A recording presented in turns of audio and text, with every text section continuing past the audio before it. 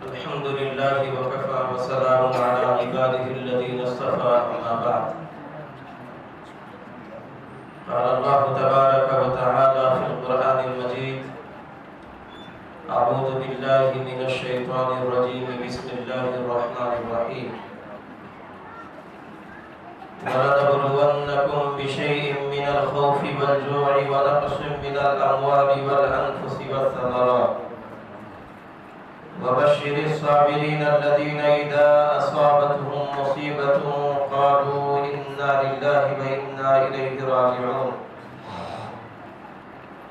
وقال الله تبارك وتعالى ولا تهنوا ولا تحزنوا وأنتم الأعلون إن كنتم مؤمنين صدق الله العظيم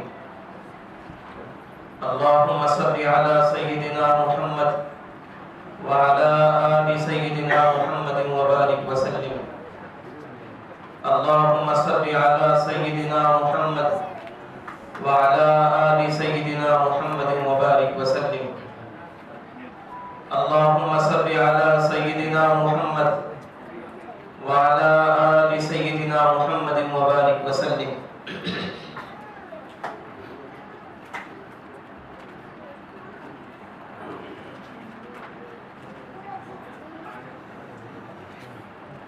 وطن کی فکر کرنا نہ مصیبت آنے والی ہے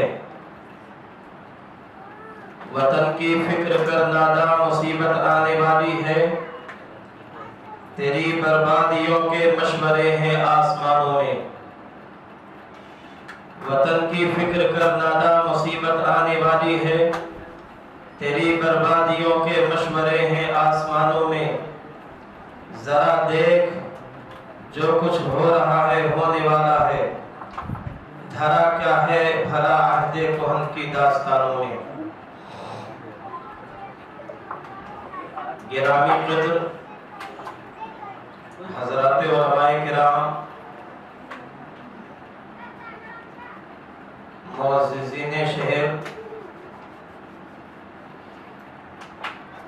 عزیز طلبہ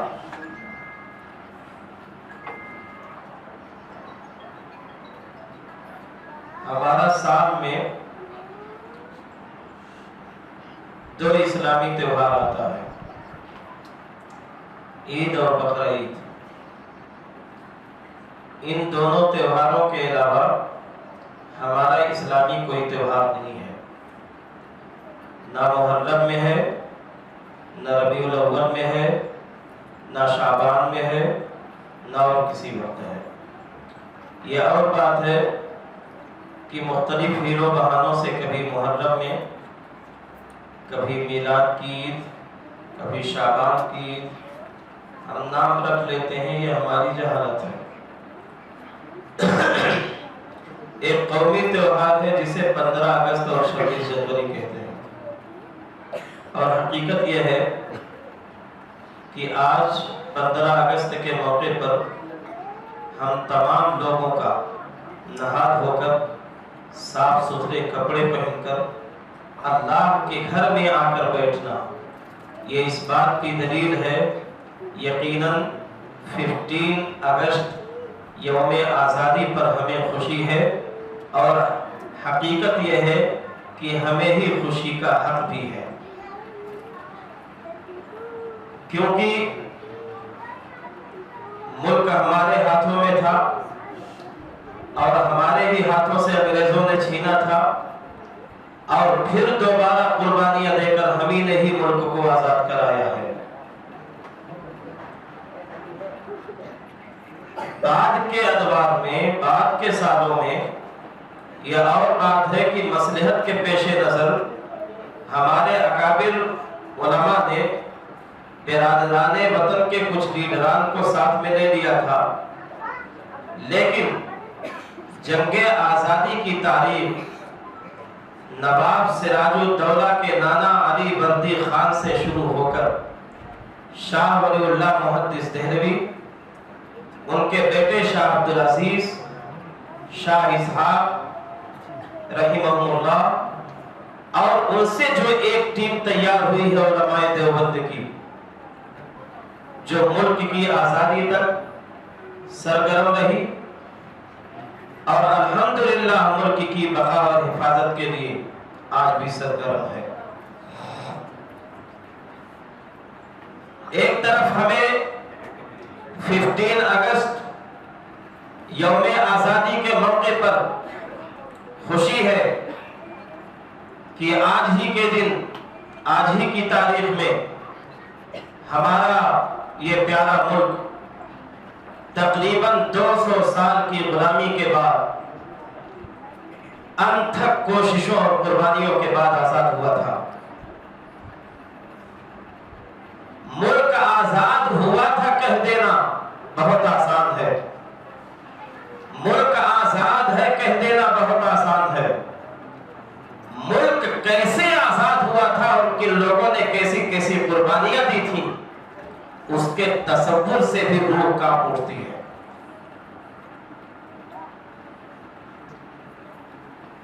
اس ملک کے اندر جب مسلمان ابتدا میں تشریف لائے، محمد بن قاسم ایک کم عمر نوجوان جب ہندوستان آتا ہے اور یہاں کچھ دن رہ کر جب واپس جانے لگتا ہے، وہ پہلا نوجوان تھا جس نے یہاں کے چند سالہ قیام کے بعد جب واپسی کا ارادہ کیا تو یہاں کے برادران وطن نے ان کے پاؤں پکڑ لیے، ان کا ہاتھ تھام لیا، گلے سے لگ گئے اور بلبلانے لگے اور کہا کہ محمد بن قاسم، تم سے جو ہمیں اخلاق ملا ہے، کردار ملا ہے، تم سے جو ہمیں روادری اور رحم دلی ملی ہے، تم سے جو ہمیں محبتیں ملی ہیں، ان محبتوں کو پا کر ہم تمہیں واپس نہیں جانے دیں گے، آپ یہی قیام کیجئے۔ اور محمد بن قاسم وہی نوجوان طائف کی بستی کے اندر جب اللہ کے نبی علیہ السلام کو پتھر مار مار کے لہولہان کر دیا گیا تھا اور آپ بار بار بے ہوش ہو جا رہے تھے، غشی طاری ہو جا رہی تھی، جبرائیل، میکائیل، اسرائیل، اسرافیل باری باری فرشتے نازل ہوتے ہیں اور اس قوم کو ہلاک کر دینے کی اللہ کے نبی صلی اللہ علیہ وسلم سے اجازت چاہتے ہیں، لیکن اللہ کے نبی صلی اللہ علیہ وسلم نے یہ کہا تھا کہ اگر ان کی بربادی کی میں دعا مانگوں اللہ سے، یہ ختم ہو جائیں گے، پھر میری نبوت اور میرے لائے ہوئے دین کو کون قبول کرے گا؟ اسی طائف کی بستی کے لوگوں میں ایک نوجوان محمد بن قاسم پیدا ہوا جس کے ذریعے ملک کے اندر اسلام آیا، اسلام کے ساتھ اخلاق آیا، اسلام کے ساتھ روادری آئی، اسلام کے ساتھ رحمدلی آئی، اسلام کے ساتھ محبت اور بھائی چارگی آئی۔ اور محمد بن قاسم اسی طائف کے لوگوں میں سے ایک نوجوان ملک کے اندر آیا، اس نے اپنے اخلاق کو پیش کیا اور یہاں سے جانے کا ارادہ کیا تو برادران وطن نے پکڑ لیا کہ تمہیں ہم نہیں جانے دیں گے، آپ ہمیں چھوڑ کر مت جائیے، ہمیں اس ملک کے اندر ہمارے آباء و اجداد کو روکا گیا۔ محمد بن قاسم یہاں پر تشریف فرما ہوئے، یہاں پر قیام کیا اور اس کے بعد کے سالوں میں مسلمانوں کی یہاں پر حکومت قائم ہوئی۔ مسلمانوں نے اس ملک پر 750 سالہ بلا شرکت غیر حکومت کی اور ایسی عدل و انصاف کی حکومت کی جس کی نظیر ملک کے اندر نہیں مل سکتی ہے۔ یہ اور بات ہے کہ ہمارے بادشاہوں کو، حکمرانوں کو، مغلوں کو اور حال کی بالکل تاریخ جو ہمارے آنکھوں سے دکھ رہی ہے، حضرت ٹیپو سلطان شہید رحمت اللہ علیہ کی تمام کی شخصیات کو داغدار کیا جا رہا، لیکن ایک سنہری تاریخ ہے جسے قیامت کی صبح تک مٹایا نہیں جا سکتا ہے۔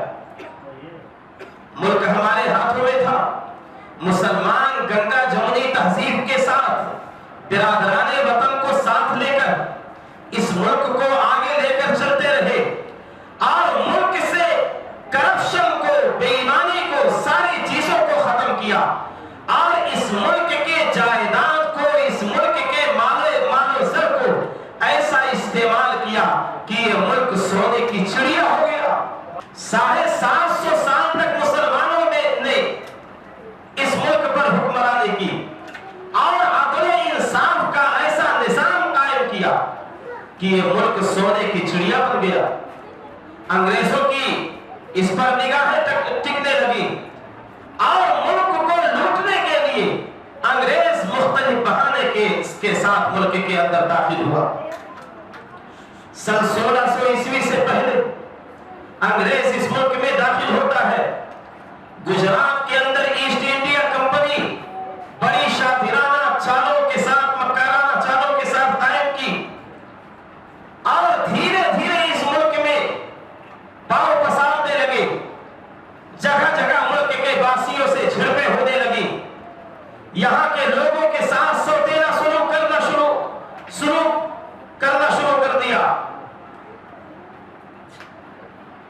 उस वक्त नवाब सिराजुद्दौला के नाना अली वर्दी खान ने इस खतरे को भांपा और सबसे पहली जो मुनस्सम जंग शुरू की नवाब सिराजुद्दौला के नाना ने। उनके इंतकाल के बाद 1757 ईस्वी के अंदर नवाब सिराजुद्दौला हुक्मरान हुआ। अंग्रेजों ने उस पर हमला किया, कैद करने के बाद शहीद कर दिया। ये जंग यूं ही जारी रही। नवाब सिराजुद्दौला को शहीद करने के बाद अंग्रेज बंगाल पर काबिज हो गए। वहां से बिहार, उड़ीसा और मुल्क के मुख्तलिफ इलाकों में पांव पसारते हुए दक्कन का इलाका, जुनूब का इलाका बाकी था। यहाँ पर एक अजीम फरमानवा नवाब हैदर अली और फतह अली खान टीपू शहीद रहमतुल्लाह अलैह, दो बाप और बेटे ऐसे बहादुर जिनको शिकस्त देना अंग्रेज के बस की बात नहीं थी। कई जंगें अंग्रेज हैदर अली के साथ किए, उसमें अंग्रेजों को शिकस्त फाश हुई।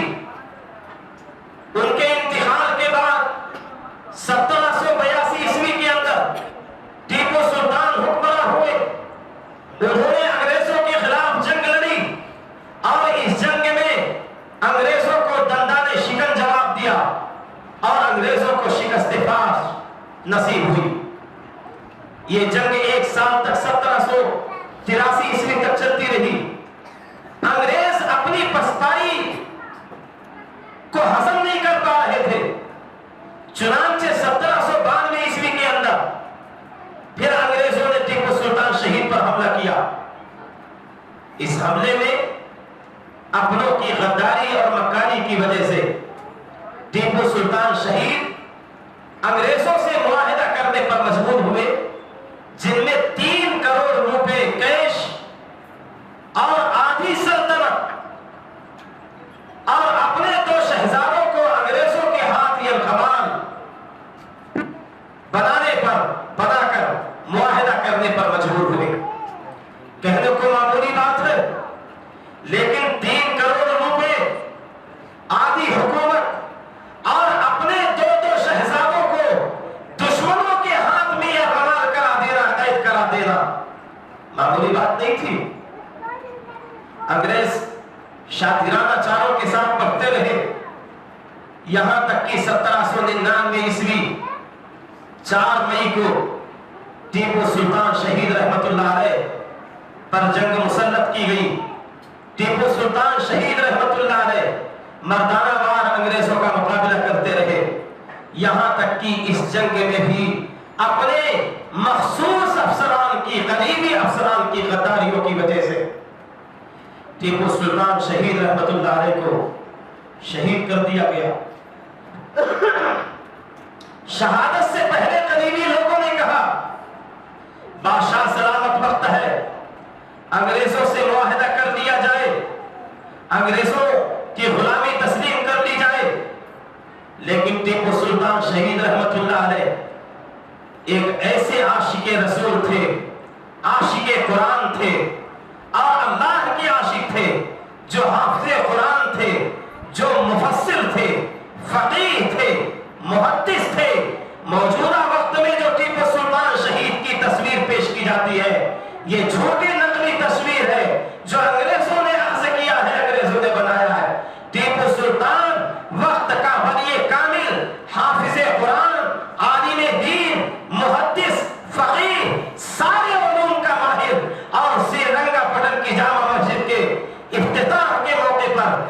टीपू सुल्तान शहीद ने ऐलान किया था कि इसका इफ्तिताह मैं उस शख्सियत से करवाना चाहता हूँ जिसकी कभी नमाज कज़ा न हुई हो। बड़े बड़े उलमा, औलिया, बड़े बड़े फुक़हा उलमा मौजूद थे, कोई आगे नहीं बढ़े। तो टीपू सुल्तान शहीद रहमतुल्लाह अलैह आगे बढ़ते हैं, आंखों में आंसू लिए और कहा मेरा राज ये आज फाश हो गया।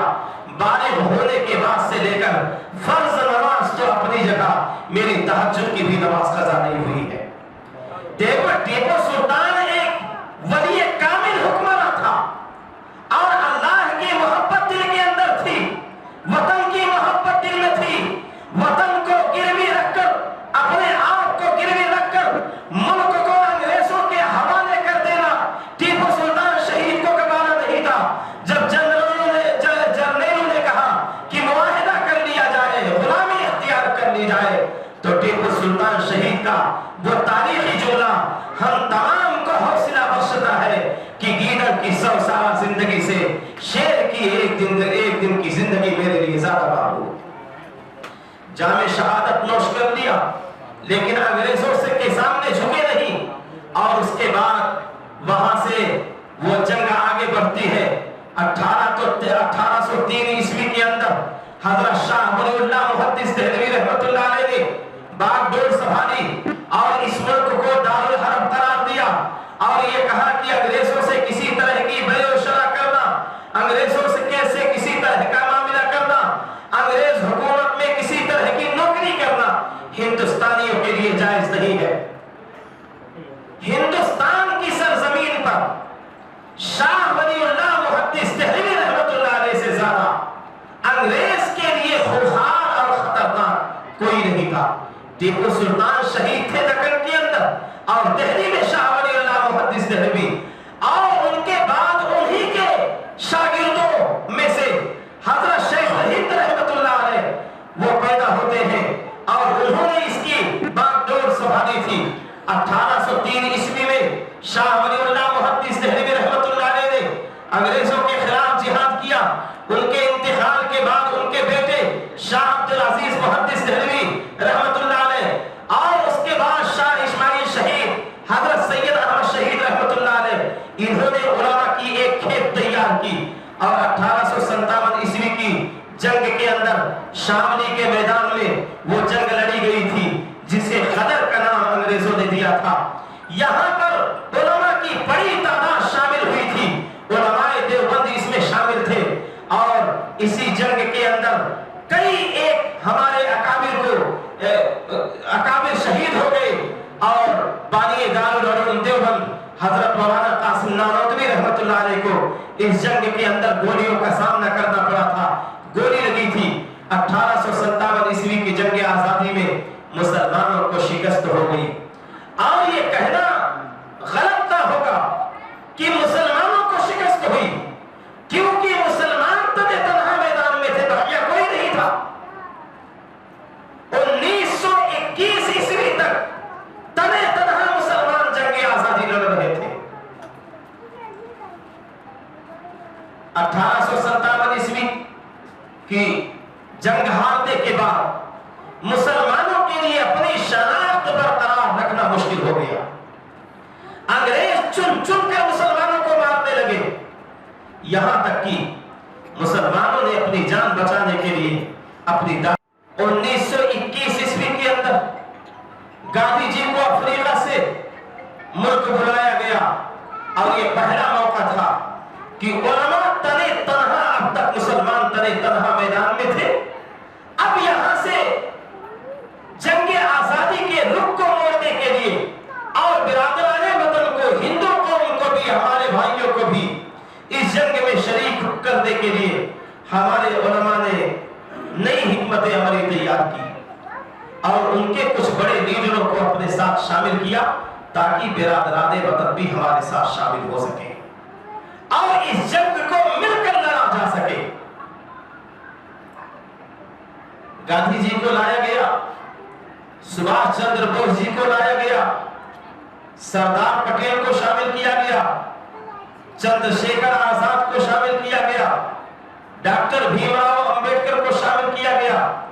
ऐसे बहुत सारे बिरादराने وطن کے بڑے لیڈروں کو جن کی ایک شناخت تھی ان کی قوم کے اندر ان کو شامل کیا گیا اور حکمت عملی کے ساتھ آگے بڑھا گیا۔ 1938 عیسوی کے اندر لکھنؤ کی ایک بڑی کانفرنس میں گاندھی جی کو مہاتما کا خطاب ہمارے علماء نے دیا تھا۔ گاندھی جی کو کوئی نہیں جانتا تھا، ہمارے علماء ان کو لائے اور آگے بڑھائے، آگے رکھا، اور مہاتما کا خطاب ہمارے علماء نے لکھنؤ کی بڑی کانفرنس میں دیا تھا۔ جنگ آگے بڑھتی گئی، چونکہ لمبی ایک تاریخ ہے، میں مختصر اپنی بات کو سمیٹنے کی کوشش کروں گا۔ 15 اگست 1947 عیسوی کا زمانہ آتا ہے، رمضان کا مہینہ، شب قدر کی رات ہے، جمعہ کا دن ہے، مسلمان اللہ کے حضور عبادت میں مشغول ہیں، اور سخت جد و جہد اور قربانیوں کے بعد تقریباً اس آزادی میں 50,000 علماء کو قربان کیا گیا، 50,000 علماء کو سولیاں چڑھا دی گئیں، اور انگنت مسلمانوں نے قربانیاں پیش کی۔ ملک کی آزادی کے ساتھ ہی ایک سازش کے تحت ملک کے 2 ٹکڑے ہو گئے، اور ہمارے اکابر کی سادہ لوہی انہوں نے پھر ملک کو ہمارے ہی برادران وطن کے ہاتھوں میں دے دیا اور کہا کہ تم ملک کو چلا لو، ہم کو تو اپنا دین عزیز ہے، ہم تو عبادت والے لوگ ہیں۔ وہیں پر کچھ حکمت عملی میں کمی آئی تھی جس کا خمیازہ ہمیں آج بھی بھگتنا پڑ رہا ہے۔ ملک کے 2 ٹکڑے ہوئے، ایک بڑا حصہ پڑھا لکھا سرمایہ دار طبقہ پڑوس ملک کو چلا گیا، دبے کچلے مسلمان یہاں پر رہ گئے۔ لیکن پھر الحمدللہ مسلمانوں نے کوششیں کی، آگے بڑھے اور بڑے بڑے عہدوں تک اپنی خدمات فراہم کی، یہاں تک کہ ملک کو ڈاکٹر APJ عبد الکلام کی شکل میں ایک مسلم سائنسدان ملتا ہے جو ملک کو میزائل عطا کرتا ہے۔ یوں ایک لمبی تاریخ اور قربانیوں کے بعد ملک آزاد ہوا، آزادی کے ساتھ بٹوارے ہوئے، بٹوارے میں دونوں طرف کے لوگوں کا لاکھوں کی تعداد میں انسانی ضیاع ہوا، انسانوں کی جانیں گئی، ٹرینیں بھر بھر کے لاشوں کی ادھر سے پاکستان جاتی تھی اور پاکستان سے لاشوں کی ٹرینیں ہندوستان واپس آتی تھی۔ جن لوگوں نے اس دور کو دیکھا ہے پتہ نہیں وہ کیسا وقت رہا ہوگا۔ لاکھ قربانیوں کے بعد ملک آزاد ہوا، آزادی کے بعد بھی دونوں طرف کے لوگوں نے قربانیاں دی۔ ہمیں اپنے ملک کی آزادی پر عید کی طرح ہی بے انتہا خوشی ہے، اور آج ہم ایک قومی تہوار کے نام پر 15 اگست کو مناتے ہوئے خوشی جہاں محسوس کرتے ہیں، وہیں پر ہمیں اس بات کا بھی غم ہے کہ شاید جو ہماری آزادی مکمل ہونی چاہیے تھی وہ نامکمل ہے۔ ملک کی آزادی کے بعد تقریباً 75,000 فسادات، ہندو مسلمان منافرت کے فسادات ملک پر مسلط کیے گئے، جہاں پر لاکھوں کی تعداد میں مسلمان اور برادران وطن نے اپنی جانوں کو ہلاک کر دیا، اپنی جانوں کا ضیاع کیا۔ مختلف مساجد، درگاہوں، عبادت گاہوں، عیدگاہوں، داڑھی، ٹوپی، اور اب تو حالت یہ آ گئی کہ ہماری بہن بیٹیوں کے سروں سے حجاب اور اوڑھنیاں بھی گھسیٹنے کی کوشش کی جانے لگی۔ منبر و محراب بھی ہمارے سالم نہیں رہے، داڑھیاں بھی سلامت نہیں رہی، اور داڑھیاں بھی بوڑھوں کی پکڑ پکڑ کے کاٹ دی گئیں۔ قرآن کو ٹرکوں میں بھر بھر کے چلا کر پیشاب پاخانے کی نالیوں میں ڈال دیا گیا۔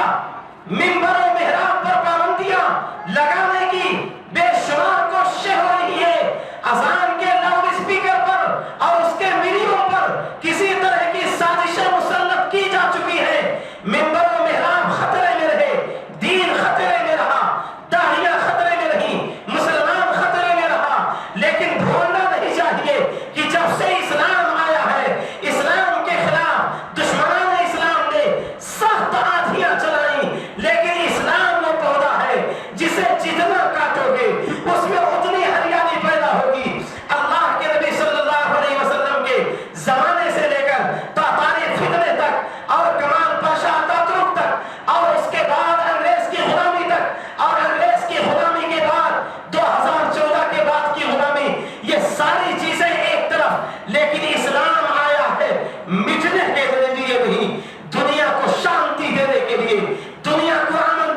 لیے, دنیا کو پیار و محبت دینے کے لیے.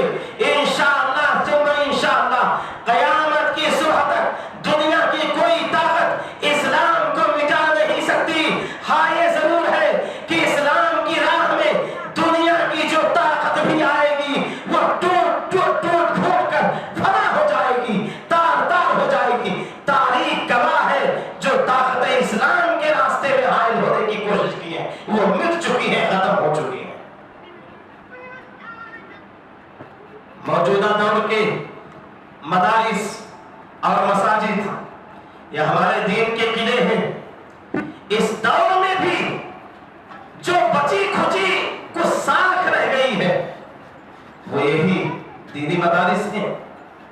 مدرسے کے یہ معصوم طلبا جو پتہ نہیں اپنا کن کن علاقوں سے دیار چھوڑ کر, اپنے ماں باپ کی محبتوں کو چھوڑ کر, اپنے بھائی بہنوں کی محبتوں کو چھوڑ کر ہجرت کر کے دین کی محبت میں, قرآن کی محبت میں پتہ نہیں دنیا کے اور ملک کے کس کس کونے میں چلے جاتے ہیں. سخت ترین خطرات ہیں ان بچوں پر. جگہ جگہ ریلوے اسٹیشنوں پر بچوں کو پکڑ لیا جاتا ہے. راستے میں ٹرینوں میں بچوں کو اٹھا کر زندہ ٹرینوں سے پھینک دیا جاتا ہے. شدید ترین خطرات ہونے کے باوجود ملک کے کونے کونے سے بچے قرآن حاصل کرنے کے لیے, نبی کا دین حاصل کرنے کے لیے, مسلمان میں دین کی حفاظت کے لیے پورے ملک کے کونے کونے سے پتہ نہیں کہاں کہاں سے آتے ہیں. ان بچوں میں پتہ نہیں کون ملا محمود کا نائب ہوگا, پتہ نہیں کون محمود حسن دیوبندی کا نائب ہوگا, پتہ نہیں کون محمد بن مولانا قاسم نانوتوی کا شاگرد ہوگا, پتہ نہیں کون حسین احمد مدنی کے راستے پر چلے گا.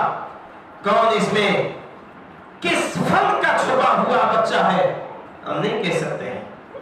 موجودہ وقت کے مدارس یہ ہماری بقا کے لیے انتہائی ضروری ہے. ہر زمانے میں مدارس دین کے قلعہ رہے ہیں اور ہم پر حالات آتے رہیں گے. ہم یہ بھول جائیں کہ ہم پر حالات نہیں آئیں گے, ہم پر حالات آئیں گے. اور قرآن کہتا ہے وَلَنَبْلُوَنَّكُمْ بِشَيْءٍ مِّنَ الْخَوْفِ وَالْجُوعِ وَنَقْصٍ مِّنَ الْأَمْوَالِ وَالْأَنفُسِ وَالثَّمَرَاتِ. ہم تم کو آزمائیں گے خوف مسلط کر کے. یہ خوف دکھ رہا نا چاروں طرف کا, یہ خوف مسلط کر کے اللہ کہہ رہے تم کو آزمایا جائے گا. بھوک کے ذریعے آزمایا جائے گا, مال میں کمی کے ذریعے آزمایا جائے گا, فروٹ میں, ثمرات میں, کھانے پینے کی چیزوں میں کمی کر کے آزمایا جائے گا. لیکن بشارت ہے ان لوگوں کے لیے جو ہماری اس آزمائش میں کھڑے اتریں گے. اور پھر اللہ تبارک و تعالیٰ نے مژدہ سنایا, خوشخبری سنائی, وَأَنْتُمُ الْأَعْلَوْنَ وَلَا تَهِنُوا وَلَا تَحْزَنُوا وَأَنْتُمُ الْأَعْلَوْنَ إِن كُنتُم مُّؤْمِنِينَ. رنجیدہ مت ہو, ڈرو نہیں. اگر تم سچے مومن کامل ہو تو سربلندی تمہارے ہی قدموں میں ڈالی جائے گی, تم ہی سربلند رہو گے. اگر تم ایمان پر مستقیم رہے, دین و شریعت پر قائم رہے, نبی کے راستے پر قائم رہے, سنت راستے پر قائم رہے, قرآن کے راستے پر قائم رہے, اللہ کی قسم دنیا کی کوئی طاقت تمہیں نہیں مٹا سکتی ہے. اور آج جو کچھ ہم پر حالات ہیں ہمارے لیے احتساب کا بھی دن ہے, اپنے آپ کو کھنگالنے کا دن ہے, اپنے آپ کا محاسبہ کرنے کا دن ہے کہ ہم میں کمیاں کہاں ہیں, کہ دشمن ہمارے اوپر مسلط ہے اور دین ہمارا خطرے میں ہے. ان کمیوں کو دیکھ کر ان کمیوں کو دور کرنے کی کوشش کریں گے. انشاءاللہ ہم اپنی کمیوں کو دور کر لیں گے, اللہ تبارک و تعالیٰ کی رحمت پھر ہم پر مہربان ہوگی اور انشاءاللہ ہم پھر سے اس روئے زمین کے مالک بنائے جائیں گے. اللہ کے لیے تخت و تاج کوئی قیمت کی چیز نہیں ہے. قیمت کی چیز, قیمتی چیز ہمارے نزدیک, اللہ کے نزدیک ایمان ہے, ہمارے سارے ہیں.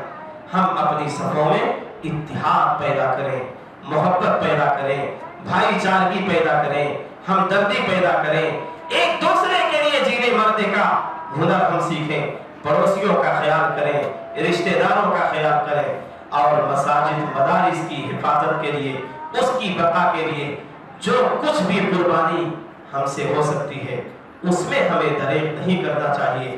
جس دن مساجد اور مدارس ملک سے ختم ہو گئے پھر ہماری حفاظت، ہماری بقا ہر درجہ خطرے میں ہو جائے گی۔ ہم چاہتے ہیں ہم اپنی بقا اور اپنی حفاظت کر سکیں تو مساجد مدارس کی حفاظت ہمیں کرنی ہوگی۔ اور کیسے کرنی ہوگی؟ بیڑی سگریٹ گٹکے کھا کر نہیں۔ ہمارے کتنے نوجوان ہیں گٹکے کھانا شروع کیے تو ایک مہینے میں میں سمجھتا ہوں کئی کیجی گٹکے کھا لیتے ہوں گے، اور پتہ نہیں کتنے بنڈل سگریٹ اور بیڑی پی لیتے ہوں گے۔ اس سے طاقت مل رہی ہے، انرجی مل رہی ہے، آکسیجن مل رہی ہے، اپنے گردوں کو خراب کر رہے ہیں، پھیپھڑوں کو خراب کر رہے ہیں۔ خدا نہ ایسی ساری عادتوں سے باز آئیں۔ جو پیسے ہم اپنی صحت کو، اپنے آپ کو برباد کرنے کے لیے لگا رہے ہیں، وعدہ کریں اسی مجلس میں ان پیسوں کو ہم اللہ کے راستے میں خرچ کریں گے۔ اگر مسلمان صرف اپنے بیڑی سگریٹ اور گٹکے کا خرچ مساجد اور مدارس پر خرچ کر دے، اللہ کی قسم آج سے دنیا میں کوئی سفید نظر نہیں آئے گا۔ اگر اہل مدارس، اہل مساجد وہ جھولی لے کر باہر کھڑے ہوتے ہیں، اس میں ہماری اپنی کمزوری ہے۔ ہم نے خیال کیا ہوتا، بن مانگے ان کا خیال کیا ہوتا، ان کی ضرورتوں کو پورا کیا ہوتا، نہ کوئی چندہ کرنے کے لیے گھر گھر جاتا، نہ سفرا ہوتے، نہ لوگ چادر پکڑ کے مسجد کے دروازوں پر کھڑے ہوتے۔ بہرحال کافی وقت ہو چکا ہے، آپ حضرات اسی سموسے پر ابھی تک زندہ ہیں، گزارا کر رہے ہیں، ناشتے آپ کے گھروں میں انتظار کر رہے ہوں گے۔ مجھے بڑی خوشی ہے یہاں آ کر کئی طلباء کے جو نظم ہم نے سنا، ماشاءاللہ بہت ہی خوبصورت، بہت ہی اچھے انداز میں طلباء نے جو کلام پیش کیا ہے، اس سے اندازہ لگا کہ یقیناً بچوں کے کلام اور تقریر سے ہی اندازہ لگا کہ بچوں میں جوان مردی، اولوالعزمی پیدا کی جا رہی ہے، باہمت بنایا جا رہا ہے، بچوں کے حوصلوں کو بڑھایا جا رہا ہے۔ اللہ کرے کہ ہمارے یہ مدارس قائم رہیں اور ہمارے انہی بچوں میں سے وہ افراد پیدا ہوں جو ملک کی حفاظت کے لیے، دین کی حفاظت کے لیے اپنی جانوں کا بھی نذرانہ پیش کرنے کا حوصلہ رکھیں۔ یہ مدرسہ دارالعلوم حنیفیہ کارگوڑی بنگلور جو 6 سالوں سے دینی خدمات انجام دے رہا ہے، یقیناً یہاں آ کر حد درجہ خوشی ہوئی۔ کئی سالوں سے 15 اگست اور دیگر سالانہ جلسوں کے موقع پر یہاں کی تصاویر سوشل میڈیا کے ذریعے سے ملا کرتی تھیں۔ خواہش تھی کہ کبھی مدرسہ پہنچتے، اپنی آنکھوں سے دیکھتے۔ بڑی خوشی ہوئی مدرسہ دیکھ کر، مدرسے کے طلباء کو دیکھ کر اور آپ حضرات کی محبتوں کو دیکھ کر۔ یہی گانے کی کہیں محفل ہوتی، کسی لیڈر کا برتھ ڈے ہوتا اور کسی ناچنے والی گانے والی کو کسی سرکل پر نکڑ پر بلایا گیا ہوتا تو شاید آس پاس کی بلڈنگیں، جھاڑ، پیڑ پودے سب پر ہو جاتے ہیں، لوگ پیڑ پر بھی چڑھ جاتے ہیں، وہاں سے گرے مرے اس کی کوئی پرواہ نہیں ہے، لیکن پہنچتے ہیں۔ کاش ایسی مجلسوں میں لوگ آئیں، مساجد کو آباد کریں، مدارس کو آباد کریں۔ یہاں پر 55 طلباء زیر تعلیم ہیں۔ ماہانہ 30 بوری چاول کا یہاں پر خرچ ہے، 30 لیٹر تیل کا تقریباً خرچ ہے اور 60 کلو دال کا خرچ ہوتا ہے۔ آپ حضرات میں سے اگر کچھ لوگ، ایک بوری چاول 1200 روپے میں ملتا ہے، 1200 روپے خرچ کرنا ماہانہ کوئی بڑی بات نہیں ہے۔ میں سمجھتا ہوں جو 300، 400، 500 روپے، 600 روپے میں کوئی مزدوری بھی روزینہ کے طور پہ کرتا ہے، اس کے لیے بھی کوئی مشکل نہیں ہے۔ آپ تمام حضرات سے گزارش ہے کہ مدرسے کا اس طور پر تعاون کریں، ماہانہ اپنی ذمہ داریوں کو سمجھ کر، اپنے حصے کو بک کروا دیں۔ اور آج کے اس خوشنما موقع پر، قومی تہوار کے موقع پر آپ تمام حضرات سے گزارش ہے کہ مدرسے کے منتظمین سے مل کر مدرسے کی ضروریات کی تکمیل کرنے کے لیے تعاون کریں۔ اللہ تبارک و تعالیٰ آپ تمام کے تعاون کو قبول فرمائے، آپ تمام کی حاضری کو قبول فرمائے، آج کی ہماری اس مجلس کو اللہ تبارک و تعالیٰ قبول فرمائے۔ وآخر دعوانا